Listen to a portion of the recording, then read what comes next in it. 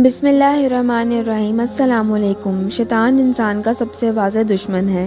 جس نے انسان کی دشمنوں کی قسم کھائی ہے، نیز اس کے ساتھ مقابلہ کرنے کے طریقوں کو پہچاننا اول قرار پاتا ہے۔ شیطان لعنت میں شریر کے معنی میں ہے اور ابلیس اور اس کی شراکت کی خاطر شیطان کہتے ہیں۔ شیطان انسانیت کا سب سے واضح اور سب سے بڑا دشمن ہے۔ وہ لوگوں کے دلوں میں خفیہ القاء کر کے انہیں اپنی راہوں کی جانب بہکاتا ہے۔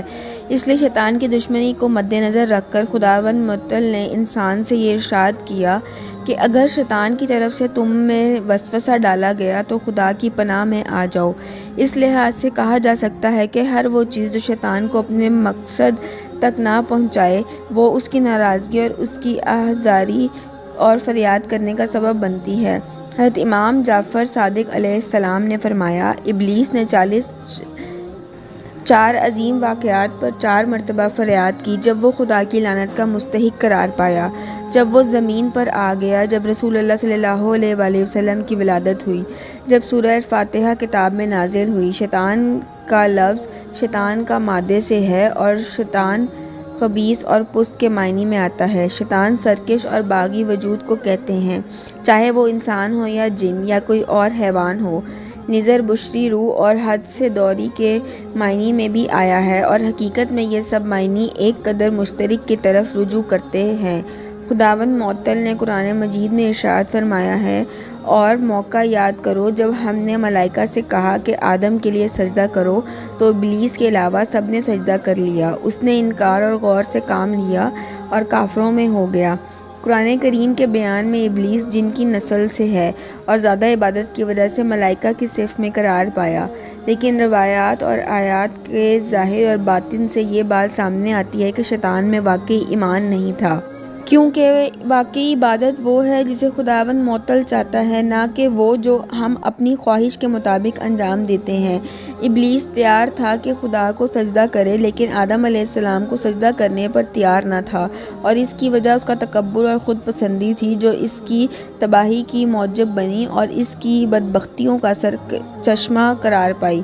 حقیقت میں ابلیس عبادت کرتا تھا، لیکن اس نے بندگی کی روح خدا اور امر کے مقابلے میں سر تسلیم خم نہیں کامیاب اور سربلند نکلے، اور شیطان معلوم اور تباہ ہوا۔ ابلیس 3 بنیادی انحرافات کا مرتکب ہوا: دستور کی نافرمانی اور سرکش جو اس کے فسق کا سبب بنی، تکبر جو اس کی بحثت سے نکلنے اور دوستی ہونے کا سبب بنا، حضرت حاکم عادل الہی کا منکر ہونا۔ شیطان انسانیت کا سب سے بڑا اور واضح دشمن ہے، جو لوگوں کے دلوں میں مخفی طور سے وسوسہ ڈال کر انہیں اپنی طرف بلا لیتا ہے اور لوگوں کے برے اعمال کو ان کی نظر میں نیک ظاہر کرتا ہے۔ چونکہ آیات اور بہت سی روایات میں جو مختلف آسمانی کتابوں میں موجود ہیں، شیطان کو انسان کا سب سے بڑا دشمن اور فریب دینے والا اور اغوا کرنے والا گیا ہے، اور قرآن کریم میں انسان سے یہ کہہ کر ارشاد کیا گیا ہے کہ اولاد آدم، خبردار شیطان تمہیں بھی نہ بہکائے جس طرح تمہارے ماں باپ کو جنت سے نکال لیا۔ اس عالم نے ان کے لباس الگ کر دیے گئے تاکہ شرم گاہیں ظاہر ہو جائیں، اور وہ اس قبیلے والے تمام دیکھ رہے ہیں، اس طرح تم انہیں نہیں دیکھ رہے۔ بے شک ہم نے شیطان کو بے ایمان انسانوں کا دوست بنا دیا ہے۔ دوسری جگہ فرمایا ہے، اور جو شخص بھی اللہ کے ذکر کی طرف سے اندھا ہو جائے گا ہم اس کے لیے ایک شیطان مقرر کر دیں گے جو اس کا ساتھی اور ہمنشین ہوگا۔ یہاں تک کہ خود شیطان نے انسان کو گمراہ کرنے میں خدا کی بارگاہ میں قسم کھائی ہے۔ اس لیے شیطان کی واضح دشمنی کے پیش نظر خداوند متعال نے انسان سے ارشاد کیا ہے، اگر شیطان کی طرف سے کوئی غلط خیال پیدا کیا جائے تو خدا سے پناہ مانگے کہ وہ ہر شے کا سننے والا اور جاننے والا ہے۔ جو شیطان کی ہم نے خصوصیات بیان کی، ممکن ہے یہ سوال ذہن میں آئے کہ شیطان کو خلق کرنے کا کیا فلسفہ ہے۔ خداوند متعال نے شیطان کو شیطان نہیں بنایا، کیونکہ وہ سالوں سال تک ملائکہ کے ساتھ اور اپنی پاک فطرت پر تھا، لیکن اس مقام سے آزادی پانے کے بعد اس نے سوائے استفاد کر کے بغاوت اور سرکشی کرا لی۔